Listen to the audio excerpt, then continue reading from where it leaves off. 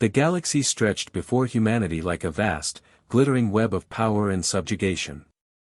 63 species bowed before the Galactic Council, their civilizations woven into a tapestry of enforced harmony that had endured for millennia. From the crystal spires of Vega Prime to the floating cities of Kepler 442b, countless worlds thrived under the Council's iron grip, their peoples prosperous but never truly free. Earth hung on the periphery of this cosmic empire like a wounded bird learning to fly again. The ecological collapse of the late 21st century had nearly destroyed humanity's home, leaving behind a scarred world of rising seas and poisoned skies. But humans were nothing if not stubborn. City by city, forest by forest, they had clawed their way back from the brink.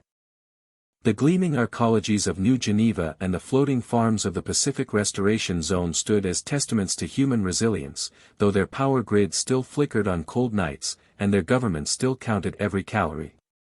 The Council had watched humanity's struggle with detached interest, much as a scientist might observe bacteria multiplying in a petri dish. When Earth's fusion reactors finally achieved stable output and their first interstellar probe limped to Alpha Centauri, the Council deemed them ready for graduation, a ceremony as patronizing as it was inevitable. Now, in the sterile halls of the orbital station circling Proxima Centauri, humanity faced its supposed salvation. The Unity Accord lay spread across the negotiating table like a beautifully crafted noose, its terms written in the flowing script of 43 languages. Resources beyond imagination, technology that could heal Earth's wounds, protection from the chaos that lurked in the galaxy's darker corners, all of it theirs, for the simple price of their souls. Commander Sarah Riyle sat at the human delegation's table, her weathered hands folded as she listened to promises that sounded more like threats with each passing moment. Around her, the other human representatives shifted uneasily, their faces masks of diplomatic composure hiding the fire that burned within. They had come here as Earth's children, but they would leave as something else entirely, either as slaves wearing gilded chains, or as the last free humans in the galaxy. The choice, the Council believed, was obvious. They had gravely underestimated the species they sought to tame. #2. The gilded cage. The Trexan delegation leader rose from its specialized chair with fluid grace, its 9 limbs moving in perfect coordination as it approached the central display. Ambassador Velthanes was a creature of ethereal beauty and terrible purpose, pale skin that seemed to glow with inner light, eyes like pools of liquid mercury, and a voice that could make subjugation sound like salvation. Honored representatives of Terra, Velthanes began, its words carrying the weight of civilizations. Today marks a momentous occasion in galactic history. Your species stands at the threshold of transcendence, ready to join the eternal dance of peace that has blessed our galaxy for over 10,000 years. The holographic display came alive with swirling images of prosperous worlds, cities that touched the clouds, oceans teeming with engineered life, populations that knew neither war nor want. Each image was carefully chosen, each moment calculated to inspire awe and desire in the primitive minds of humanity. The Unity Accord offers more than mere membership in our cosmic family, the Trexan continued, its voice rising with practiced fervor. It offers transformation. Your wounded world shall bloom again with gardens beyond your wildest dreams. Your people will walk among the stars not as visitors, but as children of the galaxy itself. Disease will become a memory, hunger a forgotten word, conflict an abandoned relic of your violent past. Commander Riyle felt her jaw clench as she watched her fellow delegates lean forward, seduced despite themselves by the aliens' promises. She could see the hunger in their eyes, the desperate need to believe that salvation could be so simple, so complete. The path forward requires only trust, Velthanes said, its mercury eyes fixing on each human in turn. Trust in the wisdom of those who have walked the stars for eons. Trust in the harmony that has brought peace to 63 worlds. Trust in the gentle guidance that will help humanity shed its chaotic nature and embrace its destined role in the cosmic order. The word guidance hung in the air like a blade. Around the chamber, other council representatives nodded with the satisfied expressions of adults watching children receive a much-needed lesson. The Zephyrian delegate's crystalline features glowed with condescension, while the hulking Drachmarie representative drummed its claws against the table in what passed for amusement among its kind. Your cultures, your arts, your very identity need not be destroyed, Velthanes assured them, though its smile suggested otherwise. They will simply be refined, elevated, made worthy of the galactic stage. In exchange for this gift beyond measure, we ask only for cooperation. Compliance. The wisdom to know when your betters speak, and the grace to listen. The temperature in the room seemed to drop as the Trexan's true meaning became clear. This was not negotiation, it was annexation dressed in diplomatic finery. The Unity Accord was not an offer but an ultimatum: submit or face the consequences of remaining outside the Council's protection. Commander Riyle felt something cold and sharp crystallize in her chest as she watched Velthanes return to its seat with the satisfied air of a predator that had cornered its prey. The other council members leaned back in their chairs, already composing the reports they would send back to their homeworlds about humanity's inevitable capitulation. They expected gratitude. They expected submission. They expected humanity to crawl forward on its belly and beg for the privilege of slavery. They were about to discover just how wrong they could be. #3. The sound of freedom. The silence that followed Velthanes' presentation stretched like a taut wire, pregnant with possibility and menace. Commander Riyle could feel the weight of history pressing down on her shoulders as she slowly rose from her chair. Every human eye in the room fixed on her, along with the alien gazes of beings who had never heard the word "no" spoken in their perfect, ordered galaxy. Ambassador Velthanes, Riyle began, her voice carrying the quiet strength that had earned her command of Earth's most dangerous missions. On behalf of the people of Earth, I thank you for your generous offer. The Trexan's mercury eyes brightened with premature triumph, and several council members leaned forward with the satisfied expressions of merchants who had just closed a profitable deal. They had heard this speech before from countless species, the ritual gratitude that preceded inevitable submission. However, Riyle continued, and the single word fell into the chamber like a stone into still water: I must respectfully decline the Unity Accord. The reaction was instantaneous and electric. Gasps echoed from alien throats as if Riyle had just announced her intention to devour their young. The Zephyrian delegates' crystalline form flickered with confused light patterns, while the Drachmary representatives' claws scraped against the table with the sound of metal on stone. Velthanes remained motionless for a long moment, as if the concept of refusal was so foreign that its mind needed time to process the impossibility. When it finally spoke, its voice carried the patient tone of an adult correcting a confused child. Commander Riyle, surely you misspoke. The Accord is not a proposal subject to negotiation, it is the natural evolution of your species' development. To refuse would be illogical. Would it? Ryle's voice hardened into steel. Let me tell you what I see when I look at your Unity Accord, Ambassador. I see a leash made of gold, a cage built from promises, a death sentence written in the language of peace. You offer to heal our world at the cost of our souls, to grant us the stars in exchange for our freedom. That is not evolution, that is extinction. She gestured to her fellow delegates, who rose as one behind her, their faces set with the same iron determination that had carried humanity through its darkest hours.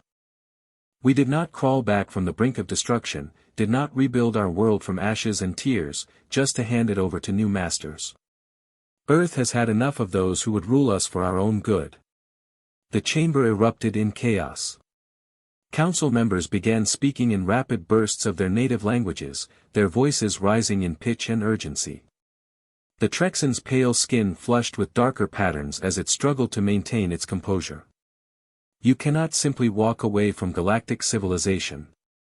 Velthanes' voice cracked like a whip. You are children playing with forces beyond your comprehension. Without the Council's protection, without our guidance, you will destroy yourselves and threaten the peace we have built. Commander Riyle turned back at the chamber's threshold, her brown eyes blazing with the fire of a species that had never learned to stay down. Perhaps. But that choice will be ours to make. We would rather burn as free beings than prosper as your pets. The human delegation walked out in perfect silence, their footsteps echoing through corridors that had never witnessed such defiance. Behind them, the chamber dissolved into pandemonium as 63 species tried to comprehend the impossible. Someone had said no to the Galactic Council. In the depths of space, Earth continued its ancient rotation, unaware that its children had just declared war on the galaxy. #4 The price of pride. The holographic displays in the Galactic Council's emergency session chamber pulsed with angry red light as reports flooded in from across the galaxy. Trade routes to the Sol system had been severed within hours of humanity's rejection, isolating Earth like a cancerous cell to be starved of resources. Banking networks that had begun accepting human currencies suddenly froze accounts, leaving Earth's growing interstellar commerce in shambles. They will come crawling back within a cycle, declared High Counselor Thekmiran, the Drakmary's scarred hide glistening with self-satisfaction.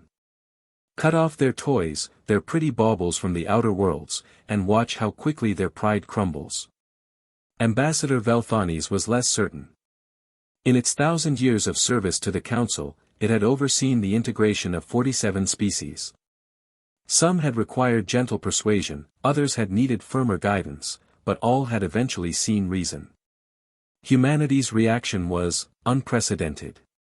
Their communication networks show no signs of panic, reported the Zephyrian intelligence analyst, its crystalline form flickering with data streams. If anything, their government appears to be consolidating resources for long-term isolation.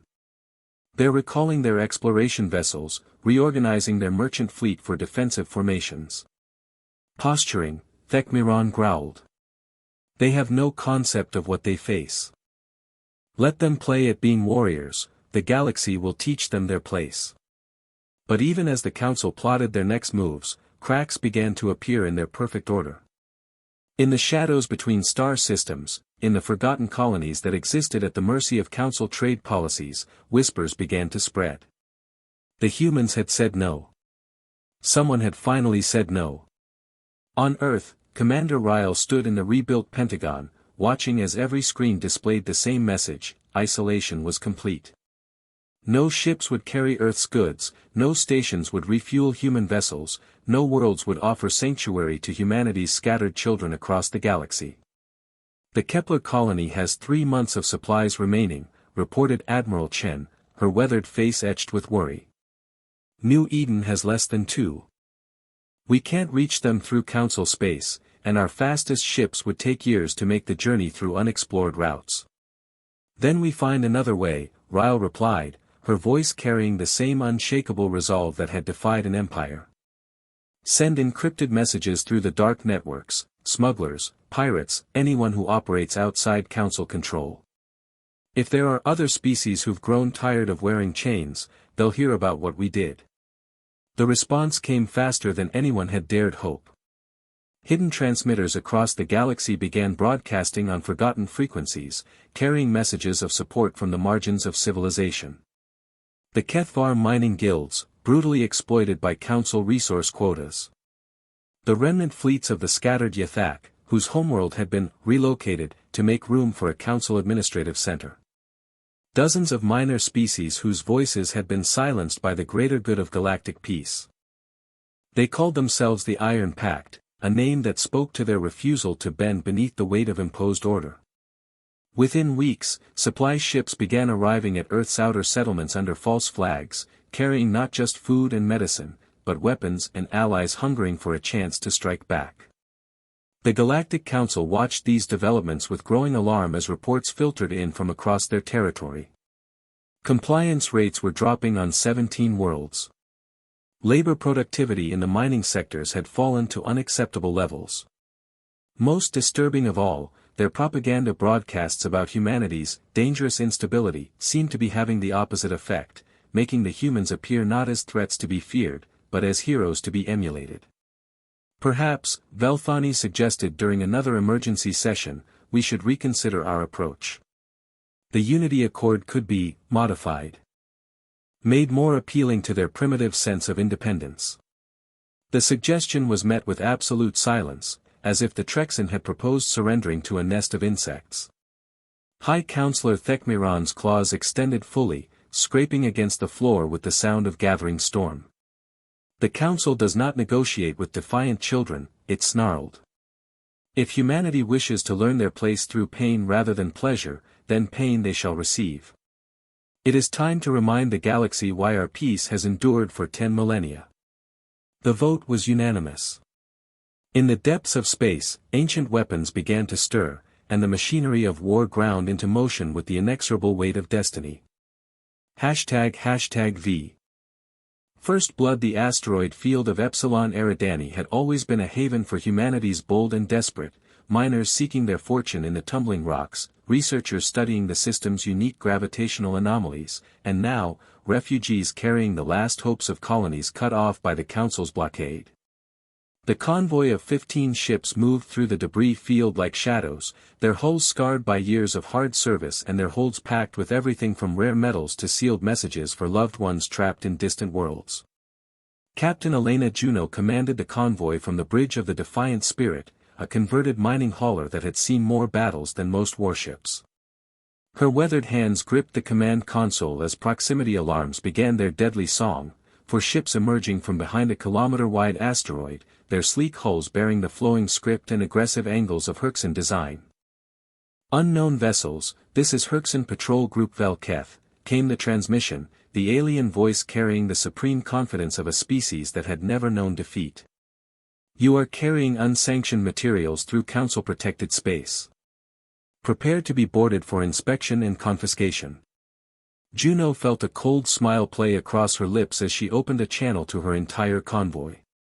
Her people had volunteered for this mission knowing the risks, knowing they might never see home again. They were miners and merchants, engineers and explorers, but today, they were something more.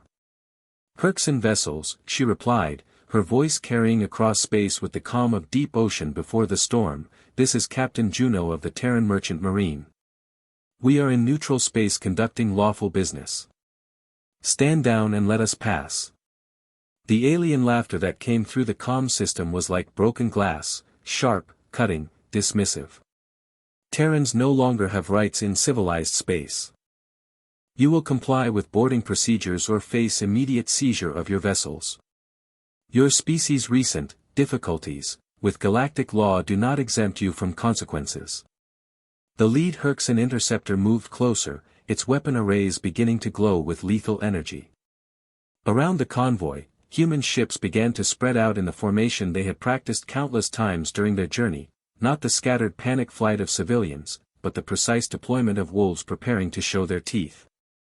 I'm going to give you one chance, Juno said, her voice dropping to barely above a whisper. Turn around. Leave this system.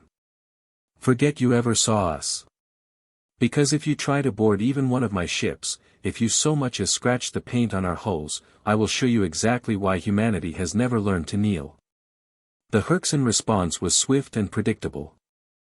Energy beams lanced through space toward the Defiant Spirit, expecting to find the usual converted civilian vessel with minimal shielding and no weapons worth mentioning. Instead, they struck military-grade deflectors that blazed to life like captured stars, dispersing the attack into harmless light. The convoy's true nature revealed itself in a heartbeat. Hidden weapon ports snapped open along seemingly innocent cargo haulers. Military-grade targeting systems locked onto the Herxan ships with the precision of apex predators. And from the depths of space, 3 more human ships emerged from concealment among the asteroids, not merchant vessels, but sleek destroyers bearing the fresh scars of recent battles.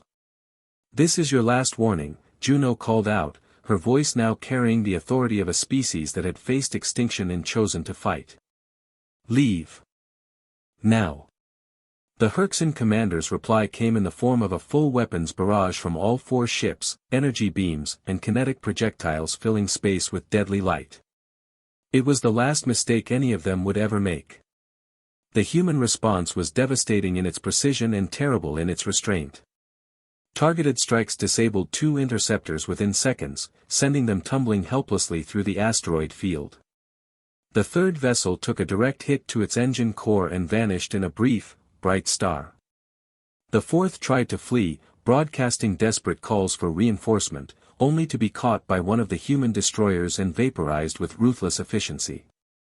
In the aftermath, as debris scattered among the asteroids and emergency beacons wailed into the void, Captain Juno stood on her bridge and felt the weight of what had just happened. They had drawn first blood in a war that would reshape the galaxy, fired the shots that would be heard from Earth to the galactic core. "Signal the fleet," she ordered, her voice steady despite the magnitude of what they had begun. "All ships are to continue to their destinations. Broadcast what happened here on all frequencies, let the galaxy know that humanity will not go quietly into the Council's embrace." The message spread like wildfire through the dark networks of space. Within hours, every species that had ever chafed under Council rule knew the truth: the humans had not just defied the galactic order, they had struck back, and struck hard. The Iron Pact was no longer just a whispered dream of freedom. It was a declaration of war written in burning starships and scattered across the stars. #6. The propaganda war. The Council's response to the Epsilon Eridani incident was swift and overwhelming, a carefully orchestrated symphony of outrage that echoed across every major communication network in the galaxy. Within hours of the battle, holographic displays on 1,000 worlds showed the same images: burning Herxan ships, peaceful patrol vessels, murdered by human terrorists, and weeping families mourning their lost loved ones. The Terran aggression, as the Council's media machine dubbed it, became the lead story on every news feed from the vegan trade routes to the Outer Rim colonies. Carefully edited footage showed the Herxan interceptors as small, defenseless craft overwhelmed by massive human warships. The audio of Captain Juno's warnings was conspicuously absent from these broadcasts, replaced instead by inflammatory rhetoric about humanity's savage nature and genetic predisposition toward violence. Ambassador Velthani stood before the Grand Assembly of the Galactic Council, its ethereal form radiating righteous indignation as it addressed representatives from across the galaxy. Behind it, holographic displays showed Earth's bloody history: wars, genocides, ecological devastation, each image carefully selected to support the narrative of humanity as a cancer that threatened galactic peace. "Honored delegates," Velthani's began, its voice carrying across the vast chamber with perfect acoustic engineering, "we gather today in the shadow of tragedy. For Herxan patrol officers, fathers and mothers all, were brutally murdered while attempting to conduct routine inspections of suspicious vessels. Their only crime was upholding the sacred duty of maintaining order in our peaceful galaxy." The chamber erupted in expressions of outrage from 63 different species, a cacophony of clicks, growls, and harmonic frequencies that translated to a single, unified condemnation. The visual displays shifted to show genetic analyses of human DNA, highlighting sequences that the Council's scientists claimed proved humanity's fundamental instability. "The evidence before us is clear," the Trexan continued, its words weaving a tapestry of fear and hatred. "Homo sapiens terra is a failed evolutionary experiment, a species so consumed by violent impulses that they cannot coexist with civilized beings. Their recent ecological collapse was not an accident, it was self-inflicted genocide, a preview of what they will do to any world foolish enough to trust them." But even as the Council's propaganda machine worked tirelessly to demonize humanity, cracks began to appear in their carefully constructed narrative. In the depths of the galactic networks, alternative sources began broadcasting their own version of events. Smuggler networks that had been present during the battle shared unedited recordings of the engagement. Mining guilds whose members had fought alongside human crews spoke of their courage and honor. Most damaging of all, survivors from the colonies that had been relocated by the Council began sharing their own stories of Council benevolence. The Kethvar mining asteroid ZX-7741 became ground zero for this counternarrative. The station's administrator, a grizzled human named Marcus Webb, had been trapped there when the blockade began.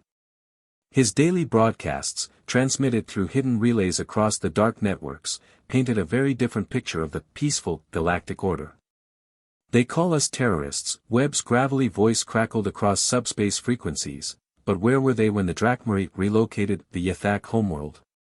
Where was this precious peace when the vegan syndicate strip-mined the Kethvar colonies into barren rocks?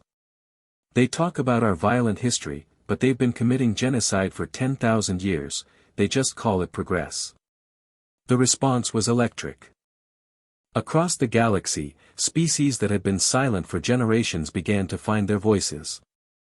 The Forgotten, as they came to be known, shared stories of worlds consumed by Council development projects, of cultures erased in the name of galactic harmony, of children taken from their parents to be educated in Council values. On Earth, Commander Riyle watched the propaganda war unfold from her command center in the restored Pentagon. Intelligence reports flooded in from across the galaxy, painting a picture of an empire beginning to crack under the weight of its own lies.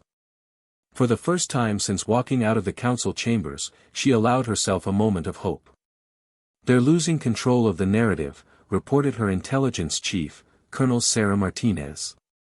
"The harder they push their story about our savage nature, the more species start questioning what they've been told about council benevolence. Recruitment for the Iron Pact has tripled in the last week." But Ryle's expression remained grim as she studied the tactical displays. "They won't rely on propaganda alone. If they can't convince the galaxy that we're monsters, they'll create the evidence to prove it. Signal all Iron Pact forces, prepare for escalation. The Council's about to show us what 10,000 years of peace really looks like." In the depths of space, ancient facilities began to hum with renewed power as the Council's ultimate weapon stirred to life. The Dusk Protocol, held in reserve for a millennium against threats that had never materialized, began its final preparations. The galaxy was about to learn that there were things far worse than humanity's supposed savagery. #7. The darkness between stars. The distress signal from New Eden Colony arrived at Earth as a whisper in the void, a faint transmission that spoke of impossible horrors. Commander Riyle stood in the Situation Room, her face pale as she listened to the fragmentary reports that had somehow escaped the information blackout surrounding humanity's furthest settlement. Entire sector silent, ships found empty, crews just gone, no bodies, no signs of struggle, just dust. "Oh God, they're all just." The transmission cut to static, leaving behind only the hollow echo of space and the terrible certainty that something unprecedented had been unleashed. Within hours, similar reports began filtering in through the Iron Pact's networks: other settlements, other worlds, other peoples simply vanishing without trace or explanation. The pattern was always the same: a brief period of normal communications, followed by confused reports of strange phenomena, then silence. Search and rescue teams would arrive to find empty cities, vacant ships, abandoned worlds where millions of beings had simply ceased to exist. No weapons damage, no signs of invasion, just the absence of life itself, leaving behind only a fine, gray dust that defied analysis. Intelligence analyst Dr. Sarah Kim stood before the assembled War Council, her usually composed demeanor cracked by the magnitude of what she had to report. "Based on the data we've recovered from the affected zones, we're looking at a weapon unlike anything in recorded history. It doesn't destroy, it erases. Molecular bonds are somehow disrupted at the quantum level, reducing organic matter to its component elements." "How many worlds?" Ryle's voice was barely above a whisper. 17 confirmed. 3 more have gone dark in the last 6 hours. Kim's hands trembled as she activated the holographic display, showing the spread of darkness across the galactic map. "The pattern suggests a systematic deployment. They're testing it on outlying settlements first, refining the delivery system." Admiral Chen leaned forward in her chair, her weathered face etched with the kind of determination that had carried humanity through its darkest hours. "What's the source? Where is it coming from?" "That's the problem," Kim replied. "We can't detect any delivery mechanism. No ships, no missiles, no energy signatures. The effect simply appears. Our best guess is some kind of quantum weapon that operates through dimensional manipulation, but that's beyond anything we thought possible." The room fell into a silence broken only by the soft hum of the facility's life support systems. They were facing a threat that made their conventional weapons look like clubs and stones, an enemy that could reach across space itself to unmake entire worlds with the casual ease of erasing chalk from a blackboard. "They're calling it the Dusk Protocol," reported Colonel Martinez, reading from the latest intelligence intercepts. "Council communications refer to it as a final solution to the chaos problem. They're not just trying to destroy us, they're preparing to erase every species that won't submit to their order." Riyle stood slowly, her mind racing through possibilities and probabilities, searching for some weakness in this ultimate expression of council power. If they have this capability, why haven't they used it already? Why start with outlying settlements instead of Earth itself? Because they need us alive to see it, said a new voice from the chamber's entrance. The assembled council turned to see Captain Juno entering, her uniform torn and her face bearing the marks of recent combat. She had escaped from New Eden just hours before the protocol's activation, carrying with her the testimony of those final moments. I was there when it happened, she continued, her voice carrying the hollow echo of someone who had stared into the abyss. There was a transmission first, Velthanes itself, broadcasting on all frequencies. It wasn't threatening Earth or the Iron Pact directly. It was, apologizing. Explaining how this was necessary for the greater good of galactic peace. The captain activated her personal recorder, filling the chamber with the Trexan's ethereal voice, Citizens of New Eden, your sacrifice ensures the stability of 63 worlds and countless billions of peaceful beings. Know that your brief existence served the greater harmony of the galaxy. The Dusk Protocol grants you the mercy of a quick transition to cosmic unity. They're not just committing genocide, Riyle realized, her voice thick with disgust. They're doing it for propaganda. Every world they erase becomes proof of what happens to those who oppose the Council's peace. They want the galaxy to watch us die and beg for the privilege of submission. But even as the weight of the protocol's implications settled over the room, reports began arriving from unexpected sources. Iron Pact cells across the galaxy had launched simultaneous strikes against Council supply depots, communication relays, and administrative centers. The attacks were coordinated with a precision that spoke to months of careful planning, targeting the infrastructure that kept the Council's vast empire functioning. It's working, Martinez reported, her voice carrying a note of amazed relief. The protocol requires massive computational resources and quantum field generators. Our raids are forcing them to redirect assets to protect their key facilities. They can't maintain the weapon and defend their empire simultaneously. For the first time in days, Riyle allowed herself a moment of grim satisfaction. Signal all Iron Pact forces. Phase 2 is authorized. If the Council wants to play God with the galaxy, let's remind them that even gods can bleed. The war for the galaxy's soul had entered its deadliest phase, and in the darkness between the stars, ancient powers stirred as freedom itself hung in the balance. #8. The fall of Titans. The Battle of Andromeda Station marked the beginning of the end for the Galactic Council's 10-millennium reign. The massive orbital facility, positioned at the intersection of 12 major hyperspace routes, had served as both a symbol of Council power and a critical nerve center for coordinating the Dusk Protocol. When Iron Pact forces emerged from hyperspace in overwhelming numbers, the station's defenders found themselves facing not scattered rebels, but a united fleet representing 47 species hungry for freedom. Commander Riyle stood on the bridge of the Terran Defiance, watching as the combined might of the oppressed descended upon the symbol of their oppression.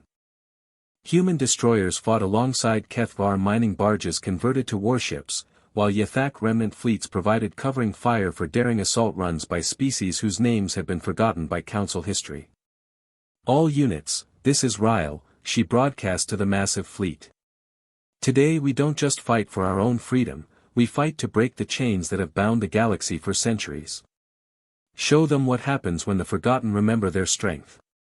The battle was fierce and costly, but the outcome was never truly in doubt. The Council's forces, accustomed to dealing with scattered resistance and primitive civilizations, found themselves overwhelmed by the tactical flexibility and desperate courage of beings with nothing left to lose. When Andromeda Station's massive bulk finally succumbed to concentrated fire and began its death spiral into the system's star, the shockwaves rippled across the galaxy. Within hours, Council member worlds began declaring their withdrawal from the Alliance. The Centauran Trade Federation, citing irreconcilable philosophical differences, announced its intention to pursue independent relations with the Iron Pact. The Rigel Mining Consortium followed suit, then the entire vegan commercial network. What had seemed like an unshakable empire began to crumble as member species realized that the Council's power had always rested on their consent that could be withdrawn. Ambassador Velthanes found itself standing before an increasingly empty chamber as the Grand Assembly dissolved around it. The delegates who remained were mostly hardline loyalists and species too dependent on Council infrastructure to risk independence, but even they seemed shaken by the rapidly changing political landscape. "This rebellion is temporary madness," the Trexan declared, its voice echoing in the vast, half-empty space. "The galaxy will remember the benefits of order when chaos consumes the outer systems. The humans and their allies will destroy themselves within cycles, and the survivors will beg for our return." But even as Velthanes spoke, reports arrived of Iron Pact forces liberating Council labor camps, of relocated populations returning to reclaim their homeworlds, of species thought extinct emerging from the shadows to join the growing alliance. The careful order that had defined galactic civilization for millennia was giving way to something messier but infinitely more alive. On Earth, Riyle received a stream of surrender offers from Council worlds seeking to avoid the fate of their more stubborn neighbors. The irony was not lost on her. Species that had looked down on humanity as primitive barbarians now begged for the protection of the very chaos they had once scorned. "Commander," reported Admiral Chen from the Strategic Center, "we're receiving transmission from the Council's inner worlds. High Counselor Thekmiran is requesting immediate ceasefire negotiations." Ryle's response was immediate and final. "Tell the High Counselor that the time for negotiation ended when they activated the Dusk Protocol. The Council can surrender unconditionally, or they can face the consequences of their own making. But they will never again hold power over free beings." The final assault on the Council's core worlds began as the galaxy's newly liberated species turned their combined might against the architects of their oppression. It was not conquest they sought, but justice, and the assurance that no future generation would know the suffocating embrace of imposed peace. As the last Council strongholds fell and Velthanes itself was taken into custody for crimes against sentient life, a new order began to emerge from the ashes of the old. It was chaotic, contentious, and utterly alive with possibility, everything the Council's sterile peace had tried to prevent.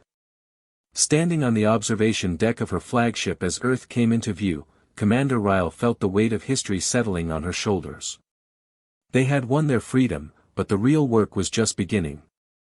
The galaxy was free to choose its own destiny now, all the messy, beautiful, dangerous possibilities that came with true independence. "Signal the fleet," she ordered, her voice carrying the quiet satisfaction of a job well done. "Set course for home. We have a galaxy to rebuild." Behind them, the stars shone with the light of freedom, and the future stretched ahead like an unwritten book waiting for its first words. Humanity had said no to an empire and meant it, and in doing so, had reminded the galaxy what it meant to be truly alive. The age of enforced peace was over. The age of chosen freedom had begun. #Epilogue. The sound of tomorrow. 5 years after the fall of the Galactic Council, the new Geneva Conference Center buzzed with the chaotic energy of true democracy as representatives from over 200 species gathered for the 5th Annual Galactic Assembly. Unlike the sterile perfection of the old council chambers, this venue was alive with argument, laughter, heated debate, and the glorious mess of free beings trying to solve problems together. Commander Sarah Riyle, now bearing the title of Earth's first galactic ambassador, stood at the podium looking out over the assembled delegates. Humans sat next to former council loyalists, while species that had been enemies for centuries worked together on trade agreements. The Kethvar delegation was arguing passionately with the Centauran representatives about mining rights, while in the corner, a group of Yathak children played with human youngsters, their laughter transcending the barriers of language and biology. It was loud. It was messy. It was occasionally violent. It was perfect. 5 years ago, Riyle began, her voice carrying easily over the assembled crowd, we stood at a crossroads. We could accept the peace of chains, or choose the chaos of freedom. Today, as I look out at all of you, former enemies working together, ancient grudges being set aside for the common good, new alliances being forged in the crucible of choice, I know we chose correctly.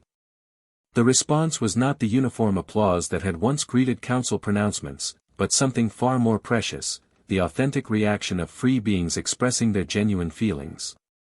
Some cheered, others shouted disagreement, a few species expressed approval through complex harmonic frequencies that sounded like singing crystals.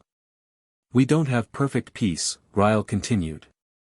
We have something better, the right to choose our own path, to make our own mistakes, and to build our own destiny among the stars.